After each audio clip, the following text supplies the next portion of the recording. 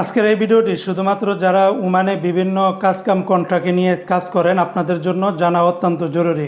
সময় মতো যদি আপনারা কাজগুলো শেষ না করেন বা মালিককে যদি না বুঝিয়ে দেন তাহলেও আপনারা এরকম জেল জরিমানার সম্মুখীন হতে পারেন।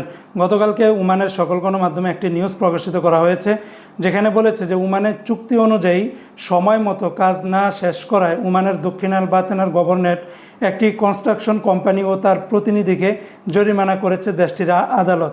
কেন এরকম রায় দিয়েছে? যে আদালতের নির্দেশনা অনুযায়ী আইন লঙ্ঘনের দায়ে ওই প্রতিষ্ঠান এবং তার প্রতিনিধিকে মোট 1000 ওমানি রিয়াল জরিমানা করা হয়েছে। একই সাথে মামলার যত ধরনের খরচ তার ওমানির হয়েছে সমস্ত খরচগুলি ওই ব্যক্তিকে বা ওই ওমানিকে পরবর্তীতে দিতে বাধ্য থাকবে এই কনস্ট্রাকশন কোম্পানির মালিক অথবা তার প্রতিনিধি। আদালত এই ঘটনার বর্ণনা অনুযায়ী রুস্তাক অঞ্চলের এক নাগরিক তার বাড়ি নির্মাণের জন্য ওই কোম্পানির সাথে রেডিমিক্স কন্ট্রাক্ট বা সরবরাহ বা ঢালাইয়ের চুক্তি করেছিলেন, কিন্তু কোম্পানিটি চুক্তি অনুযায়ী সময়মতো কাজ শুরু বা শেষ করতে পারেনি।